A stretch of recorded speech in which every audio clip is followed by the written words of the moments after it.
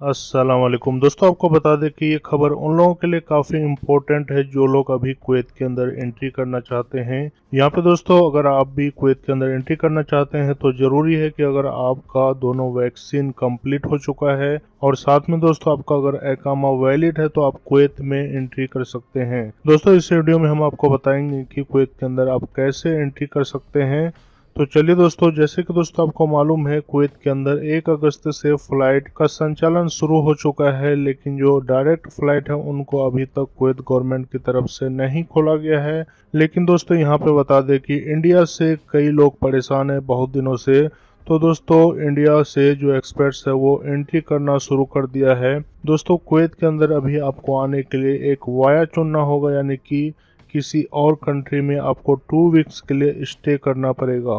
तो दोस्तों, अब बात कर लेते हैं मेन पॉइंट की। आप कुवैत के अंदर अगर आपका वैक्सीन दोनों कंप्लीट हो चुका है और इकामा वैलिड है तो दोस्तों आप वाया होते हुए कुवैत के अंदर एंट्री कर सकते हैं। कुवैत गवर्नमेंट की तरफ से दुबई दोहा होते हुए आप आ सकते हैं। लेकिन दोस्तों आपको बता दें कि दुबई गवर्नमेंट ने अभी फ्लाइटों को बंद कर रखा है, सिर्फ उन्हीं लोगों के लिए चालू है जिनका रेजिडेंसी यानी कि इकामा रिन्यूअल है, वो लोग आ सकते हैं। तो दोस्तों, इस टाइम आप कुवैत आने के लिए एक कंट्री है सर्बिया। दोस्तों, आप इसको गूगल पे भी चेक कर सकते हैं, यानी कि इंडिया से आप सर्बिया जा सकते हैं और सर्बिया से वहां से आपको बता दें कि तुर्कीश एयरलाइंस है जो कि कुवैत के लिए आता है। आप उस एयरलाइन से कुवैत के अंदर एंट्री कर सकते हैं। इसका खर्चे की अगर बात करें तो दोस्तों आपको बता दें कि यहाँ पे इंडिया से कई लोग सर्बिया पहुंच चुके हैं, वाया होते हुए वो कुवैत के अंदर एंट्री करने वाले हैं। तो दोस्तों, इसके अंदर आपका टोटल खर्चा यानी कि फ्लाइट टिकट और जो वहां पे आप 14 डेज यानी कि 2 वीक्स स्टे करेंगे और साथ में आपका पीसीआर टेस्ट कंप्लीट, दोस्तों यहाँ पे तकरीबन 650 केडी तक आपका बैठ जाएगा।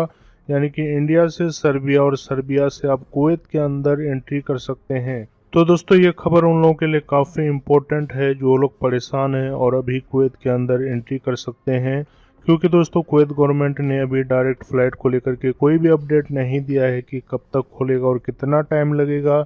इसीलिए दोस्तों, जो लोग भी अगर अभी एंट्री करना चाहते हैं तो वो सर्बिया होते हुए कुवैत के अंदर एंट्री कर सकते हैं। उनके अलावा दोस्तों बता दें कि बहुत सारे भाई का कमेंट है कि इसके लिए कहाँ पे संपर्क करें, किससे करें। तो दोस्तों आपको बता दें कि अगर आप दिल्ली में रहते हैं या फिर मुंबई में रहते हैं तो वहाँ पे आप एजेंट से कांटेक्ट कर सकते हैं।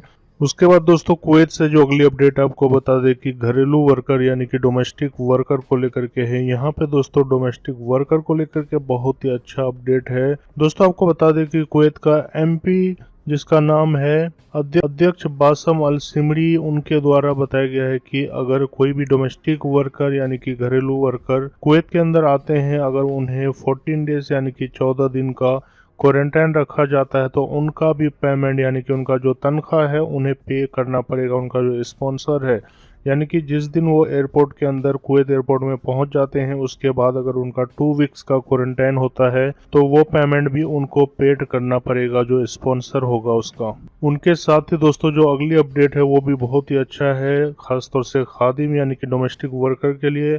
बताया गया है कि जो भी डोमेस्टिक वर्कर अगर कुवैत के अंदर एंट्री करता है उसके अंदर किसी तरह का भी अगर कोरोना लक्षण पाया जाता है, अगर उन्हें क्वारंटाइन में रखा जाता है तो उसके दौरान भी उनका जो मासिक है वेतन है नहीं काटा जाना चाहिए। यानी कि तो दोस्तों, जितने भी डोमेस्टिक वर्कर है, खादिम इकामा वाला है, वो किसी भी कंट्री से, चाहे इंडिया से हो या फिर फिलीपीन से हो, किसी भी कंट्री से आएंगे, लिए कुवैत गवर्नमेंट की तरफ से काफ़ी बेनिफिट्स हैं और साथ में जितना भी उनका खर्च होगा वो टोटल जो उनका स्पॉन्सर है वो पे करेगा। तो दोस्तों, ये कुवैत से कुछ लेटेस्ट अपडेट था। दोस्तों, कुवैत से सभी खबर देखने के लिए हमारे इस चैनल को जरूर सब्सक्राइब करें। दोस्तों, कोई भी क्वेश्चन क्वेरी होगा तो आप हमें कमेंट करके पूछ सकते हैं।